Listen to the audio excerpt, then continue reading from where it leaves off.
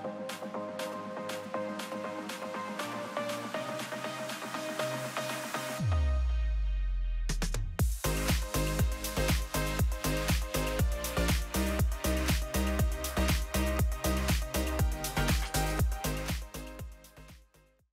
everyone. Welcome to the SavvyCast. This is Jamie, and I'm delighted that you're here today, whether you're watching on YouTube or listening to the podcast. Today, we are going to talk about flying, and I have an old and dear friend who is a pilot, and he knows anything and everything about flying. I have put a question box on my Instagram, so I will be answering, or Nick will be answering many of your questions as well. Without further ado, I would like to welcome to the SavvyCast my friend Nick Plagenhoef. Nick, thank you for joining today. Yeah, of course. It's a pleasure to be here. I'm honored to have been chosen for the SavvyCast and look forward Oh to my talking. goodness. We've been friends for a long time, and I appreciate Nick's willingness to spend time sharing with us things about air travel. And I'm specifically going to say that a lot of us have a fear of flying that Nick is going to try to help us with.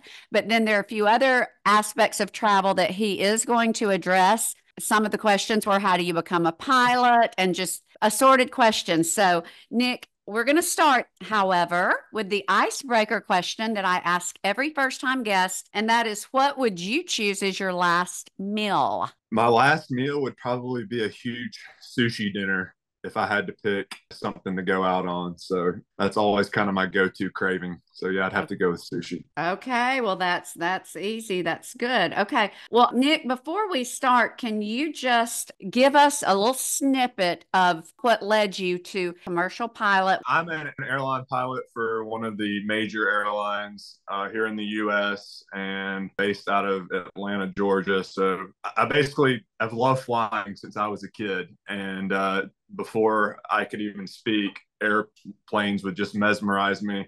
My parents caught on to that, and family would buy me everything aviation from an early age. And so that passion grew.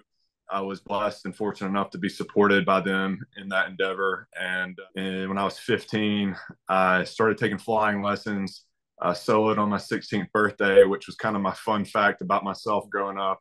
My birthday fell on a Sunday the year I turned 16. So I couldn't go to the DMV to get my driver's license, but I could go to the airport to fly an airplane by myself. So I love it. Yeah. So you flew an airplane before you flew a car, before you drove a car.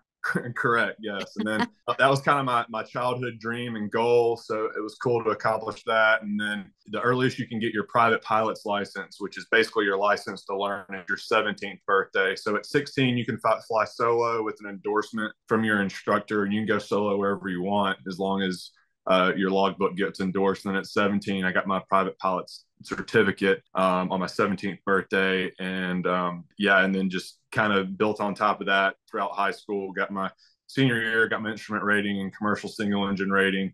Went and played football, flying one on the back burner for a little bit. Played football at Huntington for 2 years. Got hurt. After my first science class in college, I knew I wasn't going to pursue anything medically that my parents did. So I decided to transfer to Auburn, major in aviation management. And just because flying something, I couldn't see myself doing anything else every day of my life and not getting sick and tired of it other than flying. And so, I pursued it and got the rest of my ratings. I got those not through the university. I did it what we call Part 61, which means it was just me and an instructor. It wasn't through the university program, which is neither here nor there when it comes to applying for a job down the line. Companies and airlines don't care how you get your ratings. It's just as long as you have them. We can touch on that later if anybody who's listening has kids who are potentially interested in pursuing aviation. It was just cheaper and faster for me to do it that way. I graduated in aviation management from Auburn. I got my flight instructor certificates while I was there. I also interned with United Airlines in the chief pilot's office at O'Hare. My senior year in Chicago, which was extremely eye-opening. I flight instructed just to build flight time, as a lot of people do who are pursuing an aviation career in the non-military route anyway, which ended up bringing me to Birmingham. And I started flying for several corporate companies at the airport, one job led another, and ended up getting out of corporate aviation. In 2019, went to a regional airline for 3 years. I was based out of Newark, Dulles and Houston. And then in 2022, went to American for 6 months. And then October of 22, the airline that I'm with now, I've been there for 2 years now. And yeah, it's great. I love my job. I love my career, and I have a huge passion for flying. Also buy and sell airplanes for individuals and companies on the side, and do airline interview prep. So any parents listening with kids who might want to get their license, you do interview prep. You do prep for once they've already done all of their. Correct. Tell me about the prep. Yeah, after you get your ratings, an interview can be pretty daunting, and especially for the airlines, because they go through a format, the STAR format. It's basically situation, task, action, result, for how you need to answer questions when they ask you. And the whole application process is very attention to detail oriented. It's kind of like the job. And through your application, you can really tell a lot about yourself, just whether or not you spell out street or abbreviate ST period for places that you've lived. It gets very, very detail oriented. Like American Airlines, for instance, you can put American Airlines on an app and somebody writes you a letter of recommendation. But let's say for Delta, for instance, if you don't have Delta Air spaced out and then lines capital L, they notice that kind of stuff and have been said to throw out applications for lack of attention to detail if you're not compulsive about how you go about studying the company and knowing, just all the intricacies and details surrounding kind of just them. So anyway, yeah, so I basically take an app and I'll go through it with someone and help them make corrections, basically present themselves, and then I'll go through an hour of just asking them random questions. I've been fortunate enough to been through interviews at all three of the major air carriers, and I actually conducted the technical portion of the new hire interview for 2 years while I was at Commute Air on the regional level, and helped hire several hundred pilots. So that's wonderful. I don't advertise it. Usually it's just by word of mouth. And so if I get too hot into that, I would have zero free time. So it might be something I potentially do as a business one day. But right now, I'll advertise it on the SavvyCast. If anybody has any kid that's, or knows of someone that's kind of ready to take the next step, and with aviation as a career, feel free to get my contact information from Jamie, and happy to help anybody. So well, on that note, all of Nick's information, how to contact him, his social media, any way that he agrees for us to be able to contact him, that will be in the show notes. Nick, thank you for that. Wow. Even though I've known you for years, I did not know all of this. So I'm super impressed. All right. Well, the first question that came through, this is my friend Letty. I'm extremely afraid of flying. We fly all the time, but I cry a lot. It is so sad. And I messaged her back. I said, Letty, you and I are both going to get over this fear. So stay tuned for what Nick has to share. This is a sentiment that's echoed with a lot of people. I will say a lot of people are not flying because of this, but then there are a lot like Letty who are saying, I'm going to keep flying, but I'm going to be crying or I'm going to be scared. So what would you say? Or medicated. Yeah. Well, let me ask you, I don't have her here to ask, but when you start thinking about your fear when it comes to flying, what is it? And this is something it really boils down to this for me. Is it a control thing? Is it the unknown? What exactly is it? I mean, you might have your own personal answer. Yes, and I can tell you mine. I can tell you there are two things with me. And number one, it is, I would say, weather and some sort of crazy turbulence. Zane had an incident once where he said people were screaming, flying around, hitting the ceiling, whatever. And I believe that was before airlines, according to Zane, got tougher on when they would fly. He said now they'll just delay flights, but that this was one in a thunderstorm, So getting in the middle of bad turbulence and bad weather is one. Second, and probably the most, what instills the most fear in me is who might be on that flight. I listened to an audible of 9/11, of all the different people, their day leading up to that. And then, and after that book, I've been horrified. I look and see who's waiting to get on the plane, and I'm like, how did they get through? What if other people get through and they're going to kill everyone? So the worst Yeah. case scenario, now, if I knew there was an air marshal on every flight, that would go away. So take all of that. I know I threw a lot at you. All right, so let's start and move back, and we'll go back to your initial fear. So with safety in 9/11, obviously after 9/11, the airlines took tremendous steps in locking down the cockpit. I mean, armored doors. There wasn't near the amount of safety proofing as far as a passenger being able to enter the cockpit then as there is now. I mean, our door is locked. It's an armored door. You can't get in it. So, we're basically told, whatever's going on in the back, if there is something crazy going in the back, we lock down the cockpit. So basically no one gets up front and the airplane's going to get on the ground safely. So something like that doesn't happen again. You mentioned air marshals. There are air marshals randomly on different flights. They've got to check in with the pilots up front. We know where they are. You don't know where they are as the passengers. And they're more times than not, they're on flights to cities and in and out of bigger metropolitan areas and places like Washington, D.C. It's very common for us to have air marshals on flights in and out of the nation's capital. Obviously, that's kind of a higher risk area to go into. Even for us as pilots, there's more attention to detail in terms of how we get in and out of there due to all the areas that are restricted to us. We can't fly over the White House, can't fly over the Capitol. We don't fly over Arlington. So, okay. And that makes sense that there would definitely be air marshals going in and out of Washington or DC. Can you find out, or can you, as a traveler, say, I want to be on a plane with an air marshal, just like you can choose first class?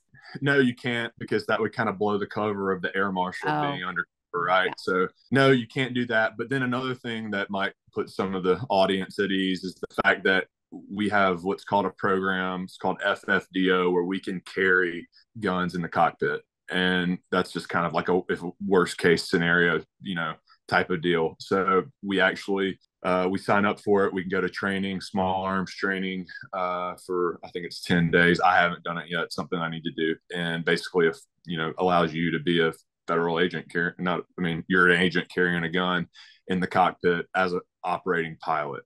okay. But Can you choose to get on a flight where you know that the pilot has a gun? no, you can't, because that's all kept secret as well. See, So it's like the traveler has zero control. They can't carry a traveler gun, but a criminal or a potential hijacker. Traveler has zero control, but I would rest assured in the fact that TSA has locked things down tremendously since 9/11 as well. So you can't just walk through, security nowadays with knives or guns or sharp objects that could be potential weapons. I mean, I've been flying the airlines for a while now. I've been on a multitude of flights, and I've never come across anybody on board any of the airplanes I've operated or flown on that have had weapons brought on board.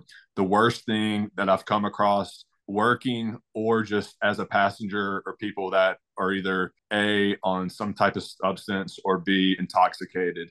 And more times than not, it's a federal rule as pilots and as even a flight attendant. If we recognize anybody that's under the influence of alcohol, which is why you need to be careful at the airport bar before you board any of your flights, if we smell it, we're really not allowed to let you on the airplane, due to the fact that we would rather deal with the problem on the ground than wait until we got in the air and have something else happen with you. So Well, now they serve alcohol though on the planes. They do, but I mean, again, just like if you went to the bar before you got on the airplane, be careful with how much you consume. So, Okay. and Okay. yeah, and flight attendants serving alcohol aren't just there to, get passengers drunk. You have a drink or two. If somebody notices that you've had too much, they'll quit serving you. So yeah, that's the worst you've seen, is an unruly or intoxicated. I wouldn't worry a whole lot about. I have become aware of Burna. That I don't know if you've heard of Burna. It's on Glenn Beck's program. It's something I plan to buy. It is a non-lethal firearm. It looks just like a gun, and he said in the ad, it is legal in all airports. Looks just like a gun, and it will shoot tear gas up to 30 feet. So is that something, if I went to the airport and I had that, I mean, I'm like, oh, because what if somebody Yeah. bad had that? Well, yeah, I wouldn't experiment with that getting on an airplane. I don't think that is something that's legal right now to carry on board an airplane, especially anything containing tear gas. So, Okay. yeah, I wouldn't be the first one to walk in the airport with that unless you call TSA and they assure you that that's okay. I wouldn't go down that road quite yet. So basically, then pilots can be armed. You're going to do that. You're going to be armed, and you cannot get into the cockpit anymore. There is no way a hijacker could get into the cockpit of any commercial plane. No, And they are very, very, nobody, in your opinion, who has a gun or a weapon is going to get through the checks in the airport. correct, Okay. correct. So And back in 9/11, let's also talk about this, right? Back in 9/11, there wasn't a no-fly list. Anybody could just kind of walk on a plane and get on, right? So after 9/11, the intelligence agencies here in the US developed a list where when you go and pay for a flight, right, your name is run through a list of the do not fly list. These are suspected terrorists. These are anybody who's caused any type of serious issue or the government's investigated. They might not even know they've been investigated. Any suspicious person that they deem as a threat could be on that list, and your name is filtered on that list before being able to get on a flight. So that's just an extra layer of safeguarding, flights for the general public. okay, now that's good to know. Now, another question. Is one particular commercial airline, say, safer or better at screening than another, or is it across the board the exact same, regardless of what flight you're traveling? Yeah, it's the exact same across the board. I mean, to get in the airport, TSA doesn't, discriminate which Okay. airline you're flying for. Now, as far as, it's completely subjective once you get to the airplane on things like alcohol and whether somebody's, TSA could pick up on that kind of thing. But if they make it through TSA and decide they want to take something in the airport or drink too much, that's more or less up to the airline crew's discretion. And they're all pretty good about it. I mean, I would say that anybody, I mean, we could all miss people on any given day, but I wouldn't say anybody's worse or better than the other. Okay. Okay. So that's okay. So, Nick, that's good. So I'm going to say so far, I'm feeling better. So I'm not going to scrutinize everyone who's going to get on the plane with me and say, ooh, which I was doing on my trip to Dallas. And then I found out the people I was afraid of actually worked for the airline. So anyway, they worked at the airport. They had badges That's on funny. once I walked by them. So little drama there. Okay. So now then, since you have addressed that, what about turbulence and weather, all of that? Yeah, for sure. So obviously, this is a really broad topic and one we could probably talk about for over an hour. I'll try to make it as concise as possible. And one thing I want the listeners to know or viewers to know is that, airline safety has gotten, knock on wood, there hasn't been an accident with loss of life for a U.S. carrier since 2009. And that's pretty unprecedented compared to years prior. The amount of technology we have to identify things now that we did not have back then prior to really even 9/11 is pretty wild. And I could get into the details of that, but that would kind of lose a lot of people. So I won't do that. But just rest assured that weather predicting, storm predicting, even the radars we have on board now are much better than they used to be. But let's talk about turbulence for a second and kind of break that down because seasonally that'll be completely different. So, let's just start with where we are right now. We're in Alabama. It's 90 to 100 degrees every single day. I just commuted in on a flight the other day, and you can pretty much guarantee when temperature outside's above 85 degrees and the sun's beating down on the ground, you're going to have what's called thermal convection. Basically, what that is the sun's heating up the Earth's surface, and there's thermals of heat. It's not wind, it's heat that are radiating off of the Earth's surface and against the rest of the atmosphere. So think of this as just like, if you could visualize it, it's basically like billowing smoke coming off the ground. It's not smoke, you can't see it, but it's heat. And it can get really, really choppy down low. But it's just something to expect this time of year, low level flying. So there's what's called a haze layer in the atmosphere And the reason I'm getting into this is because I'm the type that if somebody explains something to me and kind of Yeah. walks me through it, it makes me feel better about it.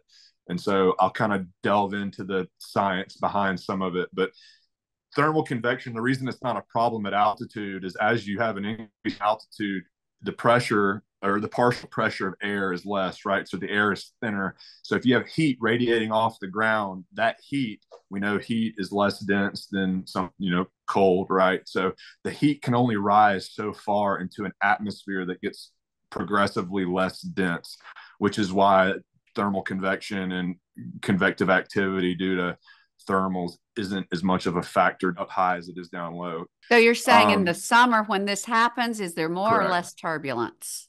There's more thermal convection down low, and but the turbulence is different, right? So I wanted to talk about that one first, and then let's get into kind of geography for a second. So wind shear is the other one, and a lot of the stuff, we have an app for the airline that I fly for, and I can literally see every airplane in the sky and click on them.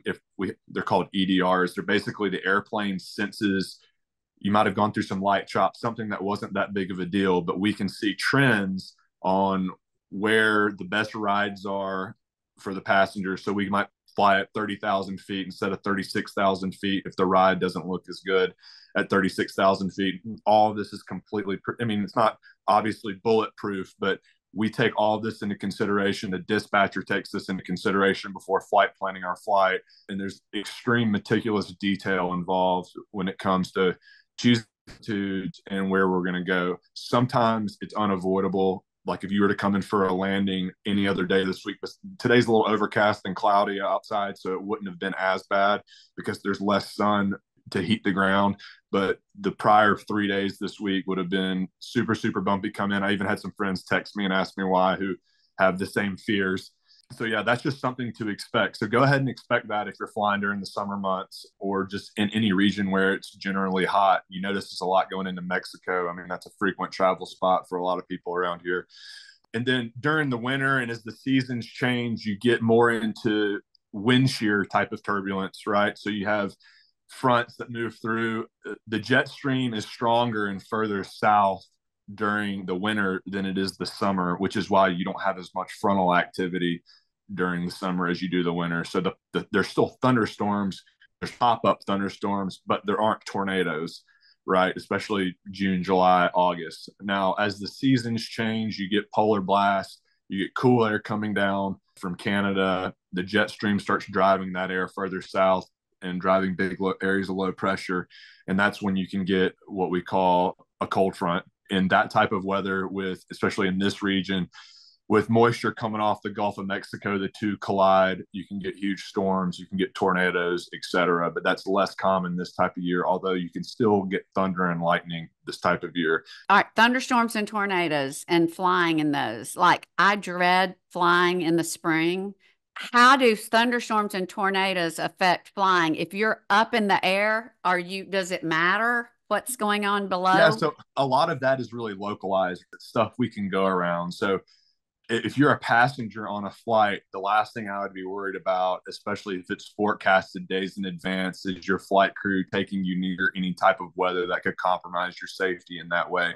We can go hundreds of miles out of the way to go around something, and it might not take, more than 5 or 10 minutes from your original scheduled arrival time, just when you're going 450 knots or 500 knots across the ground, which translated to miles per hour is about 600 miles an hour. Going out of the way just a little bit to avoid some weather is not a big deal. We take those safety precautions all the time. So, I was talking about shear and that type of weather. So the type of turbulence you experience in other seasons other than the summer typically caused by low level wind shear.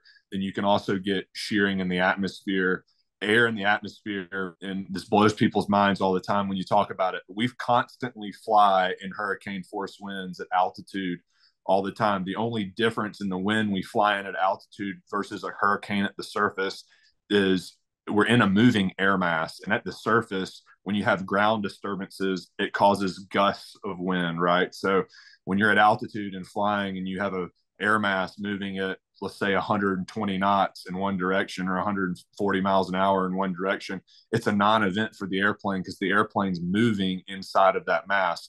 Now, at different levels of the atmosphere, you could get different directional winds. Over the course of 10,000 feet, I've seen the wind shift 180 degrees. When the wind shifts like that, you can get light to moderate turbulence. So one thing I do want to note as I talk about this, and I was talking to a friend about this before I came on your podcast, is I can't in recent memory ever remember a plane being brought out of the sky due to turbulence, or an airliner for that matter. I mean, small airplanes, if you fly directly into it, has a huge billowing top at 45,000 feet. Sure, there's a lot of vertical action in that, and it could break up a smaller plane. But, you know, you find a lot of inexperienced pilots making that kind of mistake, and people that don't actually do it professionally. And one thing, you know, we probably have a lot of skiers that are potentially listening to the podcast. When you fly out to go snow skiing, we get what's called mountain wave turbulence over the Rockies. And that's something, you know, as airline pilots, we're all aware of, and something we deal with all the time during that season. And basically what that is you have an air mass, like we just talked about a second ago, moving from west to east, and you have air being forced up slope on the western side of the Rockies, which kind of creates a wave motion over the Rockies, 20 to 30,000 feet up into the air. You know, it can kind of feel like a roller coaster. You can lose several hundred feet. It's usually not as sporadic. Ooh, it can be. that sounds scary. Yeah, when I say several hundred feet, it's not like you're just dropped out of the sky. And it's rare. I mean, I have thousands of flight hours, and I've, knock on wood, have been in severe turbulence maybe one time. So, and sometimes it's not avoidable. 99.99% of the time it is, and sometimes you can't predict it. The one time I was in it, it just wasn't predictable. And that's one reason we always tell passengers, you know, even though we think it's going to be a smooth ride, we might turn the fasten seatbelt sign off.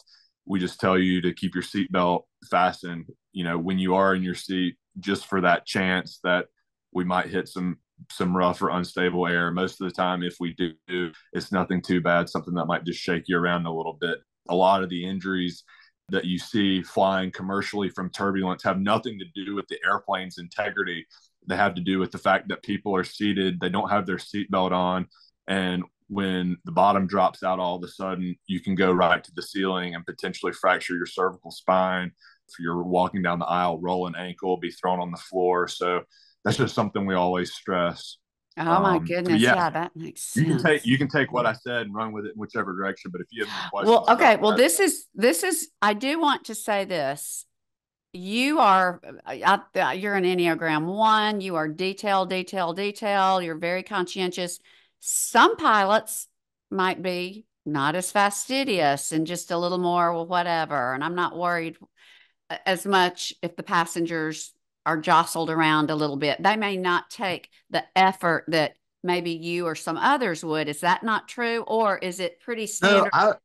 it's pretty standard across the board. I mean, you know, every airline pilot's trying to put out a quality product for the people that they're flying. I mean, it's business at the end of the day. We get Okay. that the smoother your ride and the better your experience, the better it is for our company. I mean, Yeah. Yeah, that's we all true. have profit sharing at the end of the year too. So there's some skin Yeah. in the game. No, but on a serious note, I've never flown with somebody who wasn't. Once you make it to that level, I've never flown with somebody who was careless and negligent as it pertained to trying to give the passengers the best ride possible when they could. So, Oh, like I okay. said, sometimes it's inevitable that you've got to fly through some choppy air, but just rest assured, if you're listening, that nothing that you're going to ride through on an airliner is going to break the airplane apart, and you're going to make it to the ground in one piece. I empathize with the fact that it might be uncomfortable for those that don't do it a lot and don't like being shaken around, but it's not going to hurt you at the end of the day if you're in your seat with your seatbelt fastened when the air is like that. The times that it is like that are, you know, a small portion of the time, most of the time. So My friend who traveled with me to Dallas, she travels all over, and she said, Jamie, just think of it like this. It's like a bus in the sky. And when you are in a bus, my goodness, think of the school bus. We hit rocks. We went through, I mean, we were jostled around and nobody was worried about that. I think it's the right. concept that you're in the air being bumped around. And it's like, oh my goodness. So is that sort of an accurate, because it does make me feel better thinking, okay, it's like a bus. It's just we're on air instead of pavement. It's honestly probably safer than a bus, right? Because you have other crazy drivers around you on the Yeah. ground. And there's a common misconception that airplanes just fall out of the sky and airplanes stall and airplanes this airplane. It's not nearly as Hollywood makes it out to be. So I would just rest assured in the integrity of the airplane and in the aptitude of the pilot, especially if you're flying via the airlines. I think the track record speaks for itself. And, like I said, knock on wood, it's been 15 years since there's been any death in the U.S. due to air travel. And that accident I'm referencing wasn't even a major U.S. airline. It was a regional carrier up in New York, and it wasn't due to turbulence. It was due to extreme icing and pilot error. So, Oh, okay. Well, I yeah. do want to ask you, this was a question. Amy asked, are Boeing planes less safe than the Airbus? And I don't even know because I don't know enough to even know what that means. Yeah. So every airline, or at least major airline in the U.S., operates two brand of airplanes, it's either Boeing or Airbus. I fly the Airbus. So the joke with Airbus pilots is if it's Boeing, I ain't going, which I'm kidding. I will hop on a Oh, Boeing any day of the week. But okay. and then they say if it ain't Boeing, I ain't going. So there have been some things with Boeing here as of recently that have made the news. I think Boeing's getting that straightened out. And you saw the Boeing CEO testify in Congress the other day, and they were hammering him pretty hard. But a lot of it has to do with quality control and a big company trying to make money and take some shortcuts here and there. So none of what's happened, though, at least in the United States, has compromised passenger safety or at least hurt anybody. I mean, I guess they have compromised passengers. You saw the door blow off of the Alaska flight, the Alaska 737, a few months back. That's something that probably could have been helped had they have gone through the proper resealing of the door and pressure testing of the door. But outside of that, we saw some MCAS things from Boeing abroad with a few Boeing 737s going down. I want to say in what was that Western Asia. As far as the inner workings of Boeing airplanes, I would say they're just as good as Airbus. And especially here in the US, I don't think there's one to favor over the other. I would feel safe in either of them and put my family on either of them as well. Okay, well that's good because then I just saw there was another question about Boeing. Okay. All right, and then someone says, I'm claustrophobic. Is there any place on the plane that's better suited for me to sit? And that will lead me to my questions about first class. So go ahead. Yeah, I was going to say first class if you got the money. Obviously, that ticket's about 200 to 300% more, so you definitely pay a premium. But if you buy an airline ticket far enough out, I'm a big fan of the exit row, especially when I'm commuting. It's extra leg room, and then sitting in a bulkhead seat. What a bulkhead seat is the first seat in coach behind first class also provides a lot of leg room as well. What'd you call it? Well, they call it a bulkhead seat, but it's basically the separator between the two classes of cabin. So you Can have you first request class. that? Well, you can get on your app, right? And if you book it further enough in advance and select your seat, if you're booking a ticket last minute, it's probably a little bit more difficult to do. But my preference is always an exit row or there. I How don't do you ever know buy. what an exit row is? Where are the Uh, exit rows? yeah, you can look on the app, and they're Oh, okay. typically yeah, in the middle of coach. You can over the wings. You can typically see on the app. It'll tell you it's an exit row. Those usually provide more room too. The only other responsibility you have there is that the flight attendants are going to ask you if you're are willing and able to help in case of an emergency, which isn't a big deal. So So yeah, the that's where I bulkhead would go seats or the in the exit exit row. seats are the best if you're not in first class. Now, is there a difference in first class and business class? Business class and first class are typically the same thing, and then all three of the major airlines have the premium first class. Like Delta calls it Delta One, United calls it Polaris First, and those are typically only on your bigger airplanes doing transoceanic flights where you have lay flat seats. So there's three different cabins and not just two, which are even more expensive than first class. So you get lay flat seats, you get sleep masks, you get blankets, you get pillows, you get free drinks, you get your own TV. Oh, There's a privacy wall that you can mechanically let up and down. It's pretty neat. oh, that sounds neat. And definitely on long, long, long travel, I would think you might consider that that might be worth it. Are there ways to get that? Like if somebody doesn't show up or there is an opening, like I'm always one to ask, can you ask and Yeah. say, hey, that's empty. Can I sit there?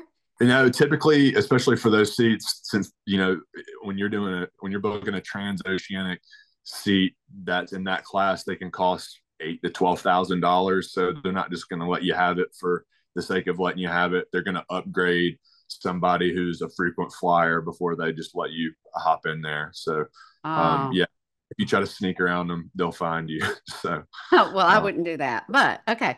Someone said flying COVID, should you wear a mask when flying? Several friends have gotten COVID during a trip. that this was always a funny one for me during COVID. Without getting too political in the SavvyCast, especially with two parents as doctors, masks don't do anything. It was hard for me to go to work every day and wear a mask during COVID. But the way airplanes are fed air, a lot of people are kind of unaware of how it works. So I call it God's air because it's probably the purest air you're ever going to get. Really? On a plane? On a plane. So we have what's called an outflow valve in the back of an airplane, which helps maintain the pressurization of the airplane. The airplane is pressurized by bypass air coming off of the engine, right? Well, that air coming off of the engine is heated to 800 to 1,000 degrees Celsius. So any bacteria living in there at 30,000 feet in the atmosphere is going to be dead before it goes to the cooling system of the airplane and before it gets pressurized. So all the air in the airplane is constantly coming in through the vents, right? And then it's being let through an outflow valve in the airplane as well.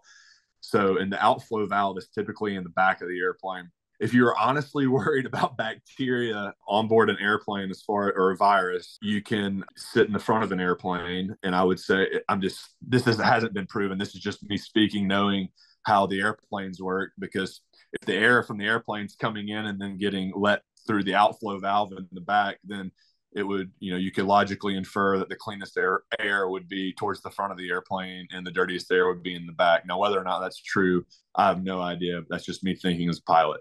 But yeah, air coming in the airplane in the vents is not air that's just circulated in the cabin. So please know that. I think a lot of people think that you're getting blown with air that's been all over somebody's feet and being sucked through a vent to cool and blow back on your face. And it's not like that at all. It's all air that's fresh from the atmosphere at 30,000 plus feet.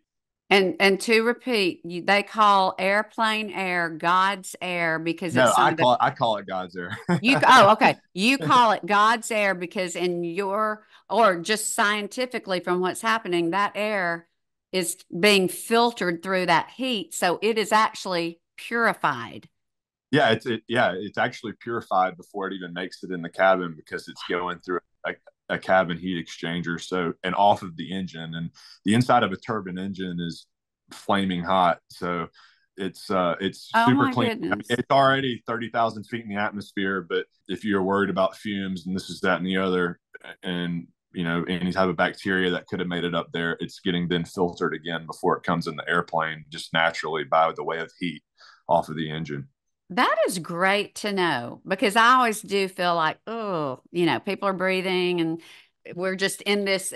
But yeah, that's awesome. That is super enlightening. Yeah, I know FamSav is or Jamie's big into skincare and stuff. If some of you may notice your skin may get drier when you fly. And the reason that is because the air coming in the airplane is constant, air from altitude that is super, super dry air. So with that blowing on you all the time, I mean, with me sitting in the front flying, I have to take a bottle of contact solution or my contacts get super, super dry. Hydrate. Hydrate, you lose fluid more rapidly, especially if you're doing it all day, and then also stay moisturized. Oh, that's wonderful. That's a wonderful tip, especially with the contacts. I didn't think about that. That's Yeah. great. D Hooper 51 said, how do you get on another flight when your initial one is canceled? Any tricks? Yeah, take my pilot hat off and go to gate agent real quick or customer Yeah. service. Obviously, this isn't my specialty, but it could be for a multitude of reasons. Now, if you didn't check in for your flight, they're going to assume you're just not going to go, right? So if you show up late to the airport on your first leg of your vacation and you don't check in and you miss your flight, that's kind of different than you have a 2-leg trip where you're traveling from, say, Birmingham to Atlanta and then going out to Salt Lake to go snow skiing. If you're Birmingham to Atlanta, it's delayed, right, and you don't make your connecting flight from Atlanta to Salt Lake, there's probably 8 or 9 flights from Atlanta to Salt Lake a day. They're going to automatically roll you over, and they can see all of this behind the scenes, but they're going to roll you over to the revenue standby list, which basically means you're going to have first priority to any open seat to get on that airplane to make it to your destination. Oh, okay. That's good. Let me say this, though. It is always good to go to the gate agent and double check or talk to somebody just to double check to make sure that's done for you. You can never check enough when it comes to that kind of thing. Yeah. Okay. Now, just these are two separate questions, but they're on the same topic. One, my son is now a private pilot and wants to be commercial. What schools? And then the other, what does it take to be a pilot? Do they hire young people or just military? So take all of that and break that down. Those are good questions. This might be a long-winded answer, but yeah, so there are a lot of great schools out there, and I'd be happy to talk to your son if it's something he's seriously interested in. I had 2 parents who were physicians and had no one to guide me through the process. So I think part of my passion for doing the interview prep and helping other people, and I've even mentored kids out of Auburn who have left that program and are wanting to pursue a career professionally in aviation, is just the fact that I kind of had to do all this digging on my own. So like I said, yeah, feel free to reach out. But I would say there are a ton of great schools, ton of great aviation schools in the Southeast. Auburn's good. Middle Tennessee State's good. Some of the top programs in the country are Auburn, Purdue, Middle Tennessee State, or really Auburn, Purdue, Embry-Riddle, and I think North Dakota. No, USC. One of the Dakota schools has a good, or UND, sorry, University of North Dakota has a good flight program. You can also, if you don't want to go to, through an aviation program, I've also helped several people or kind of guide them along this route. Let's say they've already graduated and have a degree, or let's say they want to go to Alabama or not go to one of those other schools. You can go to ATP, and ATP is a program that basically will take you from one rating, your private or your instrument or your commercial, and help you finish your ratings and basically do it in record time. You can get a Freddie Mae Fannie Mac loan through the school. There are affordable ways of doing it, and you actually can go back and flight instruct for them. Several of my really good friends went that route, and I would say my number one piece of advice, you can't really go wrong with where you go and get these ratings as long as you get them, but it's doing as fast as you can. And I can't emphasize this enough. Seniority is everything in the airlines. It dictates how fast you can upgrade. It dictates your quality of life. It dictates your schedule. I mean, I could hold captain on several different airplanes out of Atlanta right now, but I'm staying in the right seat. And I say right seat as an FO. And we can kind of get into how Captain FO, work as well if you want to talk about that. But I'm staying in the right seat and not pursuing making a little more money for the quality of life and being able to have Christmas off, being able to have Thanksgiving off, or, if my wife works Wednesday through Friday and we want to spend time together on the weekends, having Saturday, Sunday, Monday off. And so I would tell any young person pursuing aviation to get your ratings and get them as fast as you can and try to get to where you want to be, especially if it's an airline. Seniority doesn't matter as much in the corporate world. My only qualm with corporate flying, and Jamie and I talked about this before I came on the podcast, is typically airplanes and pilots for companies or corporations are luxury items. Flown corporate, it's a good job. I'm not saying that it's not, but as a pilot for a corporate company, you've got to maintain responsibility for the airplane. Typically, you've got to book hotel rooms, rental cars. You've got to make sure the Ritz crackers aren't expired in the back. You've got to make sure it's stocked with, your owner's favorite alcoholic beverage or company's favorite alcoholic beverages, and Diet Cokes, this, that, and the other. You wear a multitude of hats that really is more or less travel coordinator and not really pilot. And with maintenance, you have to coordinate all of that. The one thing I love about the airline, and I didn't really get the hammer, and that's the fact that airplanes and pilots are luxury items with corporations. So when times are tough, the airplane and the pilot are going to go first because that's the biggest expense on the books most of the time. Sure. In the airline, you don't make money unless you have a pilot and an airplane. And the one thing I love about my job is, there are many different departments at an airline. So when I block in and walk off that airplane, I don't think about anybody that I've carried in their travel. I mean, yeah, I think about it. As long as I get them from point A to point B, that's my job. But if there's something wrong with the airplane, if there's a maintenance item, it's not for me to take and try to fix and coordinate with maintenance. I call maintenance to the airplane. I write it up. That takes 5 minutes, and I walk off the airplane, and it's out of sight, out of mind. So it's a lot easier not to take work home with you. That's just my piece of advice for any young person. That makes sense. Yeah, That makes sense because you're working for high income earning individuals correct. and everything has to be right. So you're way more than just a pilot. You're keeping everybody Yeah, happy. it all comes down to who you work for too. And there's some great companies to work for, but I've also heard horror stories. So you can have somebody that keeps you on call 24/7 that may say, hey, at 2 a.m, they want you to take them to Las Vegas because they've had a few drinks in there with their friends hanging out, and you're like, what? And you've got to go to court. So yeah, there's a lot less structure. Let's just say that it's harder to schedule things in the future as a corporate pilot in comparison to flying with the airlines. That makes sense. And I think we've addressed all the reader questions. I do want to ask one more. Yeah. I have asked you, I've seen on Instagram, and I even asked you once, I said, oh, I'm very interested in this. And you said they don't fly out of Birmingham. What do you call those places that they're private and people can just pay extra? Jet? Oh yeah, I mean, yeah, and they do fly out of Birmingham. NetJets, FlexJet, you have Wheels Up. These are basically like, country club ships for airplanes. You have people that pay into a pot. It's kind of like a timeshare. You pay into a pot, you pay a premium, and then you pay on top of that when you use their airplane. So you got to pay to have the service, and then you've also got to pay a little more once you use the service. I think they have, and I don't really know a lot of the details. I just know a little bit, but you can buy blocks of time right through them, maybe 50 hours a year, 100 hours a year, if you want to fly corporate and that's your thing. But yeah, that definitely comes at a cost and is not cheap at all. And unless you're independently wealthy or a business owner and can write things off, to me, as just a common everyday guy, it would be hard to stomach. Oh, yeah. Okay. One more thing. You do hear and read of, and I know you were referencing when you said there has not been an accident on a commercial airliner since 2009 that has killed people. Right. We all know of people who have money and maybe have their own jet and they crash going to an SEC football game or they crash going to an event.